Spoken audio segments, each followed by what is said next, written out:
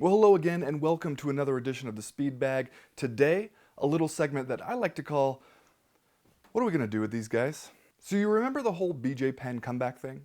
Not like the last one where he returned to fight Frankie Edgar, only to get totally mauled and then wonder, what was I thinking coming back, and then immediately retire again? But I'm talking about the most recent BJ Penn comeback thing, the one that hasn't technically actually happened yet. First, Penn was supposed to fight Dennis Siver.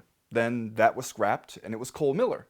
Then that was scrapped, and it was Ricardo Lamas. Then that was scrapped, and now it's Yair Rodriguez at UFC Fight Night 103 in January.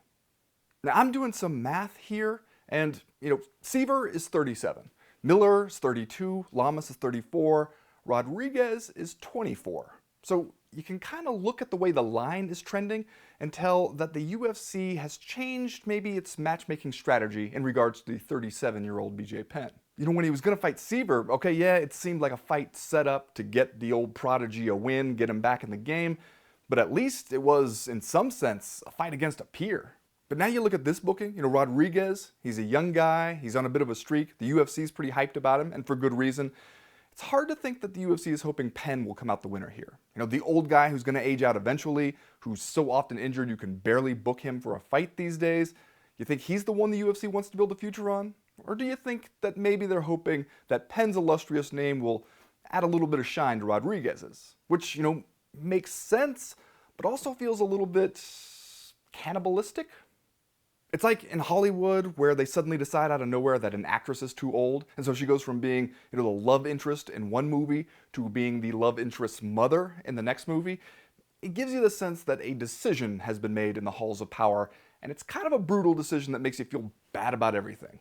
Which is not to say that Penn can't win. He is still BJ freaking Penn, right? He's the greatest UFC lightweight champ in history.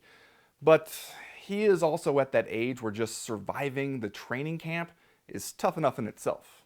So the question I find myself asking is, if we don't want to see our old heroes used as, just kind of cheap stepping stools for new young prospects, what do we want to see them do?